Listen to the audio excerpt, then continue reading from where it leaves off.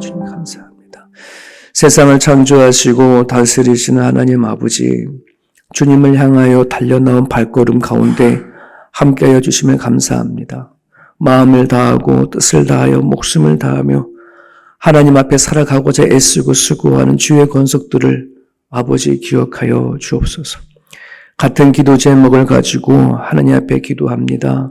주님, 우리 가운데 살아서 역사하시는 하나님의 손길들이 가정들마다 이루어지게 하시고 또 예배하는 교회마다 역사하여 주시고 일하여 주옵소서.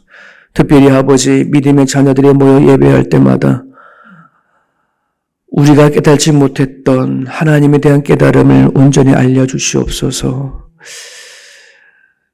육이든 영이든 회복하는 역사가 나타날 수 있도록 아버지 붙잡아 주셔서 주께서 임재하는 예배 되게 하시고 회복하는 시간 되게 하시고 그 크신 하나님의 사랑을 알 수 있도록 하나님 임재하여 주시기를 주님 앞에 간절히 기도합니다. 특별히 육신의 병든 환우들이 있습니다.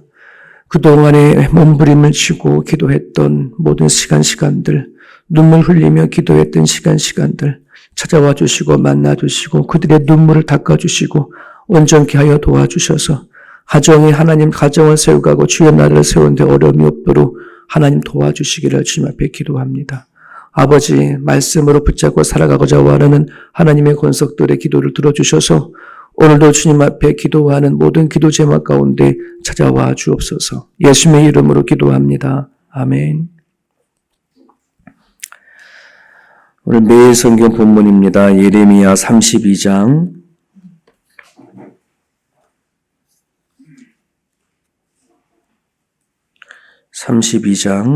1절에서 15절입니다.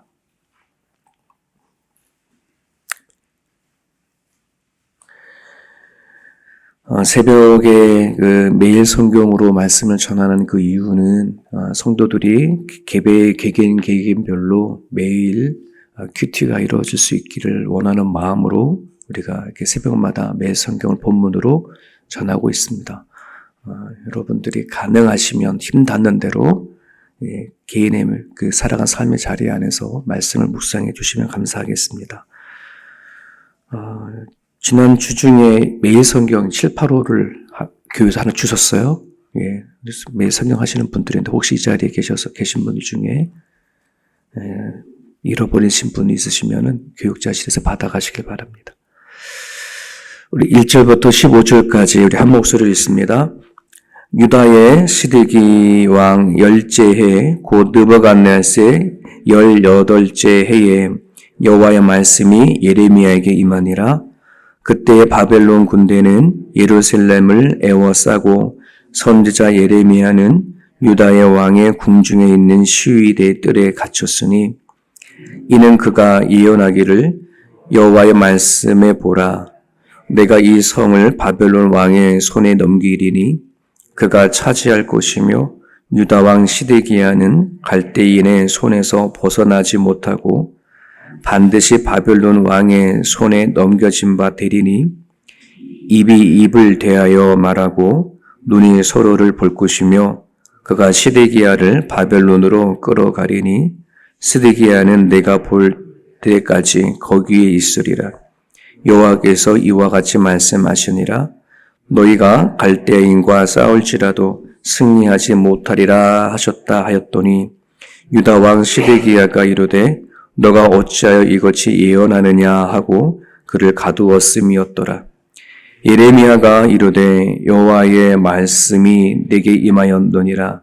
이르시기를 보라, 내 숙부 살룸의 아들 하나멜이 내게 와서 말하기를 너는 아나돗에 있는 내 밭을 사라.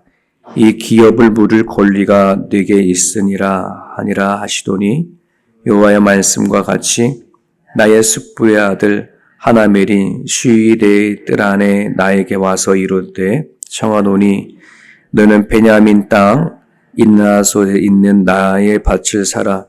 기업의 상속권이 내게 있고 물을 권리가 내게 있으니 너를 위하여 사라 하는지라.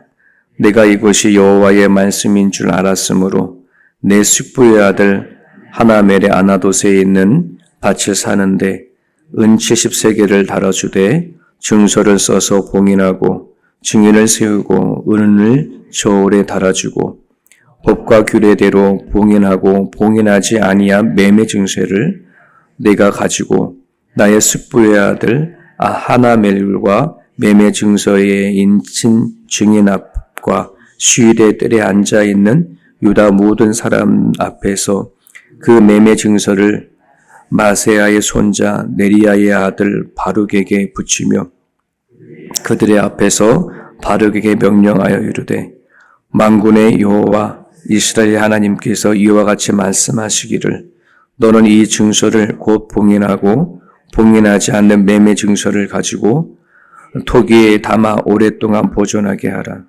만군의 여호와 이스라엘 하나님께서 이와 같이 말씀하시니라. 사람이 이 땅에서 집과 밭과 포도원을 다시 사게 되리라 하셨다 하니라. 아멘. 아멘. 오늘 본문에는 두 개의 내용이 담겨져 있습니다. 우리 1절에 보면 유다의 시드기야 왕 열째해, 남유다의 마지막 왕이 시드기야 왕입니다. 그러니까 시드기야가 왕이 된 지 10년째라고 하면은 주전 588년이에요. 근데 남유다가 주전 587년 5월에 멸망했거든요. 그러니까 1년도 채 남지 않은 그때에 있었던 이야기, 여기 앞에 이야기예요. 오늘 본문을 보니까 그 선지자 예레미야가 어디에 갇혀져 있냐 그러면 유다 왕궁의 궁중에 있는 슈이대 뜰에 갇혔더니 이렇게 되어 있어요. 슈이대라고 할 때면 요즘 말로 말하면 경호대, 왕과 고관들을 지키는 경호원들이 이렇게 있는 그 뜰을 얘기하거든요. 거기에 이제 무슨 이제 누구를 잡아놓는 감옥 같은 게 있었나 봐요. 근데 원래 이 예레미야가 시드기야가 왕이 되었을 때부터 거기에 갇힌 게 아니라 갇힌 이유가 3절에 이 하반절이 쭉 나와요. 시드기야가 마지막 왕이었을 때 이미 갈대아인이라고 얘기했는데 갈대아인이 바벨론이거든요. 그러니까 바벨론이 남유다성을 다 포위를 하고 있었어요. 포위를 하고 있고 이제 항복을 받아내려고 하고 있는데도 불구하고 시드기야 왕은 나로 아직 그 남유다의 있음을 갖고 있는 거예요. 왕이니까 우리는 멸망하지 않아라고 하는 그 끈을 가지고 있었던 거예요. 근데 선지자라고 하는 예레미야가 우리는 바벨론과 싸워 승리할 수 없다. 그리고 남유다는 멸망될 거다. 이런 예언을 하니 시드기야 왕이 기분 나쁘죠. 좋은 말을 해도 살려줄까 말까 한데 완전히 나라를 멸망의 길로 인도하니 매국노처럼 그렇게 여겨서 그를 두들겨 패가지고 요나단의 집이라고 하는 곳에 가두어요. 그 37장에 나중에 예레미야 37장에 보면은 뚜껑을 씌운 웅덩이라고 하는 건데요. 깊은 웅덩이를 파고 거기에 뚜껑을 이렇게 놓는데 거기다 예레미야를 던져버리죠. 근데 그곳에서 보내는 예레미야가 너무나 고통스럽고 힘들어 하다 보니 어느 날 시드기야 왕이 다시 요나단의 집을 찾아왔을 때에 왕한테 탄원을 하죠. 제발 여기서 건져달라고. 시드기야가 마지못해 죽을 것 같으니 그 구덩이에서 예레미야를 끄집어 드리죠. 끄집어서 어디다가 그 시드기야를 뒀냐면 자기의 시위대의 뜰에 잠깐 뒀다가 이제 고생했으니 이제 이 남유다에 대해서 좋은 예언을 할 거라고 믿고 기다렸는데 웬걸 예레미야가 또 너네들이 바벨론의 포로에 끌려가지 않으면 전염병과 수많은 병으로 너희는 죽을 거다. 이런 예언을 하니 이 고관들이 또 들고 있으면 일어나는 거예요. 도대체 저 예레미야가 누구 편인지 모르겠다. 그러니 열을 받으니까 이를 어디다 던졌냐 그러면은 그 시위대 뜰에 있는 말기야의 구덩이라고 하는 말이에요. 말기야 구덩이라는 말은 진흙 구덩이거든요. 진흙 구덩이에다 던져버려요. 근데 거기는 먹을 것도 없고 아무것도 없어요. 그대로 둬버리면 죽을 수밖에 없는 그런 운명에 걸려져 있는데 이 왕궁의 내시가 예레미야가 또 죽을 것 같으니 너무나 안타까운 마음을 가지고 왕에게 사정을 하죠. 그리고 나서는 다시 왕궁의 내시의 말을 듣고 시드기야가 예레미야를 끌어줘요. 그래서 어디다 갖다 놨냐면 바로 시위대 뜰에 그냥 둬버린 거예요. 그게 이 시드기야의 10년 때 일어난 이야기거든요. 이 상황을 보면은 이제 1년도 채 남지 않은 이 남유다의 이 생명줄이 예레미야는 지금 알고 있거든요. 이제 곧 멸망한다. 하나님께서 이제 남유다를 친다 하는 걸 알고 있는 거고 시드기야 왕과 수많은 고관들은 그를 받아들이지 못하는 것입니다. 같은 하나님을 믿으면서도 지금 상황을 완전 다르게 보는 거예요. 여러분, 우리가 이 시대에 예수 그리스도를 믿는 그리스도인입니다. 베드로전서 2장 9절을 빗대면 왕 같은 제사장이고 정말 거룩한 성도고 선지자 역할을 감당하는 존재가 우리들이거든요. 우리도 어떻게 보면은 예레미야가 가진 멸망의 메시지와 회복의 메시지를 같이 갖고 있어요.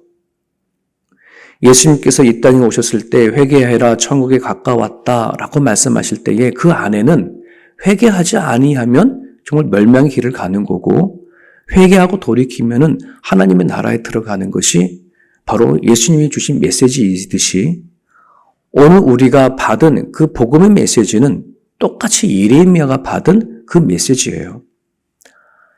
내가 예수 그리스도 안에서 죽고 내 자신이 하나님 앞에 멸망이 되어지면 나는 예수 안에 다시 사는 거고 내가 살려고 하면 내가 죽지 않고 내가 포기하지 않고 내가 살려고 한다면 그건 멸망의 길로 갈 수밖에 없어요. 오늘 이 본문은 남유다의 나라 이야기지만 이것을 오늘 우리들이 살아가고 있는 구원받은 이 시대를 연결해서 보고 생각해 보면은 우리는 같은 메시지 속에 있는 거예요. 눈물의 선지자 예레미야를 한번 생각을 해봤어요. 하나님의 말씀을 받은 이후부터 그건 참으로 힘들었겠구나. 자기 나라인데, 나의 나라인데 바벨론에게 멸망해야 한다는 그 예언을 하고 선포할 때 얼마나 그 마음이 아플까. 자기 가족들이 있는 나라인데 용기를 주고 희망을 주는 메시지를 던지면 얼마나 좋겠어요. 근데 이미 하나님은 작정하신 그 일들에 대해서 하니 그 말을 할 때마다 그런 죽을 고비를 갖는 거예요. 구름통에 2번, 3번 빠지면서 죽을 고비를 넘기면서 그래서 여전히 하나님의 말씀을 전해야 하는 눈물의 선지자 예레미야를 보면서 오늘 우리가 복음의 시대를 살아가고 있는 우리들 또한 하나님 말씀 붙잡고 살아가는 것이 이거 녹록한 일이 아니구나, 쉬운 일이 아니구나 이런 생각을 하게 되죠. 우리가 예수님 붙잡고 복음을 듣고 살아가면은 늘 기쁨과 행복함이 있나요? 아니요, 그렇지 않는 것 같아요. 우리도 살아가다 보면 어려운 일도 많고 힘든 것들 많고 말씀을 지켜내야 하는 그 고통은 여간 쉬운 일이 아닙니다. 어렵습니다. 오늘 우리가 받은 말씀을 지켜내는 거 이건 정말 어려워요.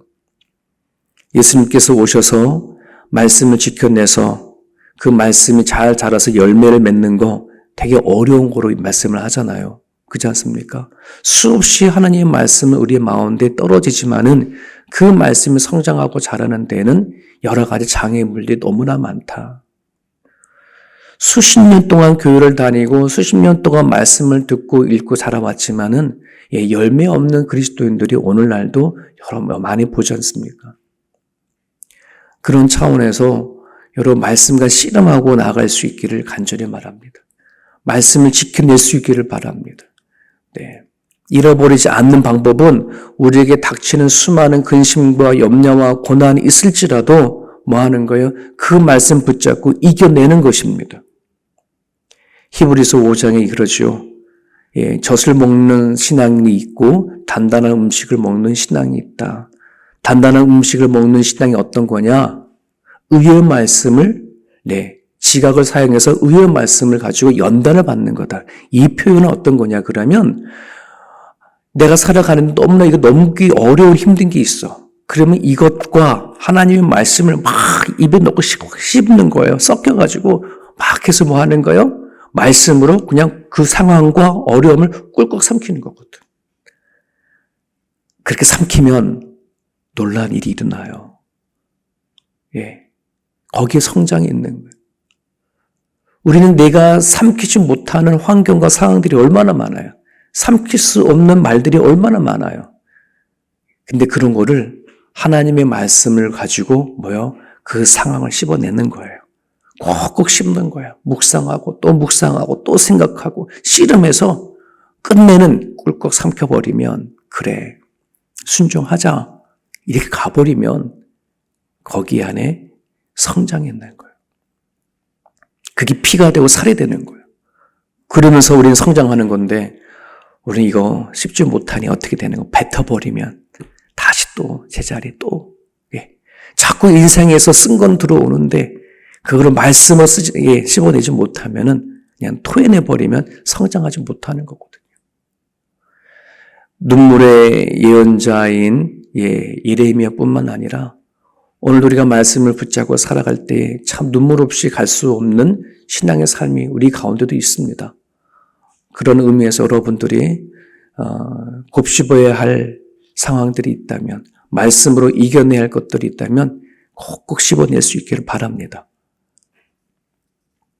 또 하나의 이야기가 오늘 등장합니다. 6절에 보면 예레미야가 이르되 여호와의 말씀이 내게 임하였느니라 이르시기를 보라 내 숙부 살룸의 아들 하나멜이 내게 와서 말하기를 너는 아나돗에 있는 내 밭을 사라 이 기업을 물을 권리가 내게 있느니라. 예레미야의 친척 가운데 누군가가 땅을 팔고 그 땅을 회복할 수 없는 상황에 있나 봐요. 그러면 그 땅을 기업을 물을 자가 있어서 대신 돈을 물어주면 그 땅이 다른 민들이 빼앗기지 않으니까 차지할 수 있는 거. 그게 이제 기업 무르기, 토지 무르기라고 이렇게 말씀을 드린 적이 있는데요. 그런 일이 있는 거예요. 근데 이 상황을 생각해 보세요. 이제 1년쯤 좀 지나면은 다 유다 백성들은 포로가 되어져서 자기 고향을 떠나서 다 바벨론으로 가야 할 판이고 지금 이 상황이 기업을 물을 상황도 아니고 그렇다고 해서 예레미야가 그 땅이 어떤지 가서 찾아봐서 이게 토지 무르기를 할 만한 땅인지 그런 전혀 그렇지 않습니까? 예레미야 입장에서는 굳이 그거를 토지 무르기를 해야 할 이유가 없어요. 그런데 하나님 뭐라 그럽니까? 그거 너가 사라. 토지 무르기를 해라 라고 하는 거죠. 그래서 예레미야는 하나님의 뜻인 줄 알고 그거를 사서 매매 증서를 해서 어디다 담아놔요? 봉인해서 항아리에다 담아놓고 오랫동안 간직하라고 하죠. 70년 동안 가지고 있어야 되니까. 이게 상징적인 거예요. 유다 백성들이 자기 땅을 다 빼앗기고 이제 우리는 끝났구나 할지 모르지만은 하나님은 예레미야를 통해서 다시 오늘 15절에 말했던 것처럼 누군가가 언젠가는 다시 땅을 사고 밭을 사는 그날이 올 거다. 해방이 될 거다. 다시 너희들이 고향 땅으로 돌아올 거다 하는 것을 상징적으로 보여주는 그런 예언인 거예요. 그 매매 증서가 그거고 뭐예요? 그 바벨론의 포로에 살아갈 때에 태어나는 자녀들도 있을 거 아닙니까? 다음 세대들이 포로 태어나서 성장하는데 바벨론 포로로 살아가는 그런 존재일 거 아니에요. 그런 다음 세대들에게 보여주는 거예요, 증거로. 하나님이 다시 회복하신다. 하나님은 당신께서 다시 이 남유다 백성들을 고향 땅으로 돌아오게 하는 토지 무르기, 그를 우리는 구속이다라고 하죠. 리뎀피션이라고 한 단어가 구속인데 그 구속 리뎀피션이라는 말이 토지 무르기예요. 예수님께서 우리 땅에 오셔서 우리를 구속하신 사건, 토지 무르기. 우리 힘으로 결코 내 인생을 회복할 수 없는데 예수 그리스도 십자가 죽으심으로 우리들의 남은 인생, 남은 삶을 대신 뭐하냐? 구속해 주신 거예요. 이 은혜가 너무나 크다는 사실을 우리는 기억할 수 있어야 합니다. 주님을 만나기 전에 우리들의 인생이 내가 아무리 계획한다 할지라도 거기에는 생명이 없고 구원이 없는 그런 인생이었지 않습니까? 예수 그리스도가 십자가에 죽으심으로 내 남은 인생을 구원하신 하나님의 그 은혜가 우리 가운데 있는 것을 우리는 깨달을 수 있기를 간절히 바랍니다. 특별히 이 바벨론의 포로가 되어진 유다인들에게는 이 예레미야가 받은 이 매매 증서가 작지만은 다시 회복할 가능성, 소망이 있는 그런 것이었던 것처럼 오늘 우리들이 다음 세대들에게 복음을 전하고 그들에게 인생이 어떤 것인지, 하나님이 구원하는 인생이 무엇인지를 우리가 보여주고 알려주려고 한다면 믿음의 확증이 우리 가운데 반드시 있어야 할 줄 압니다. 아이들을 키워보고 이렇게 보니까 우리 자녀들은 부모를 통해서 무엇을 듣고 싶으냐, 무엇을 바라느냐 보면은 부모가 하나님을 믿는 그 믿음의 증거가 무엇인지를 듣고 싶어 하는 게 참 많더라고요. 그냥 우리는 애들 키우면서 그냥 교회 가야 돼. 그래야지 구원받아. 천국 갈 수 있어. 나름대로 교회 가고 하나님을 믿어야 할 그 이유를 얘기를 하지만 중요한 것은 그렇게 교회를 가게 하는 내 부모의 믿음의 증거는 뭐냐? 이거를 우리 자녀들은 듣고 싶어 합니다. 그 믿음의 증거를 자녀들이 듣고 성장한 자녀들은 다른 길로 가지 않아요. 부모님의 그 믿음이 나의 믿음이 되기를, 부모님의 그 하나님이 나의 하나님이 되기를 소망을 품고 가거든요. 하지만 나를 교회로 인도하고 가게 한 부모님에게 믿음의 증거가 보이지 아니하면 뭐야? 내 아버지도 내 엄마도 믿음의 증거 없이 살아가는데 나도 뭐 그냥 가는 거지. 그러기에 여러분 우리 1세대들, 부모 세대들이요. 기도 많이 하실 수 있길 바랍니다. 믿음의 증거로 내 자녀를 이끌어갈 수 있도록. 내가 만난 하나님,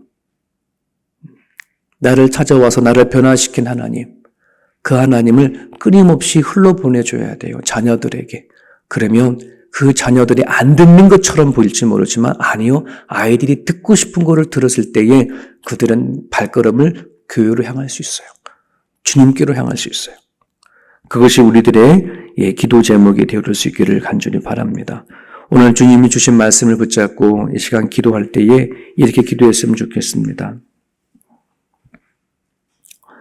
하나님께서는 우리들에게 말씀을 주셨습니다. 예레미야가 받은 말씀과 같은 메시지를 우리는 받았습니다. 그 말씀을 끝까지 붙잡아낼 수 있도록 주님께서 그렇게 말씀하셨습니다. 나는 포도나무 너희는 가지에 내게 붙어있으면 많은 열매를 맺는다. 내가 하나님의 앞에 붙어서 맺고자 하는 열매가 무엇인지 알아야 붙어 있습니다. 하나님을 통해서 맺는 열매를 모르면 굳이 붙어야 할 이유가 없습니다. 기도할 때 하나님, 주님 안에 맺으실 열매가 무엇인지 알게 해주십시오. 그렇게 기도했으면 좋겠고요. 두 번째는 우리들에게 믿음의 증거를 달라고 흔들리지 아니하는 그 믿음의 증거로 자녀를 양육해 갈 수 있도록 여러분 이 시간 기도해 주셨으면 좋겠습니다. 오늘 주신 말씀 붙잡고 자유롭게 기도해 주시고요. 내일도 예배를 위해서도 한 번만 더 기도 부탁드리겠습니다.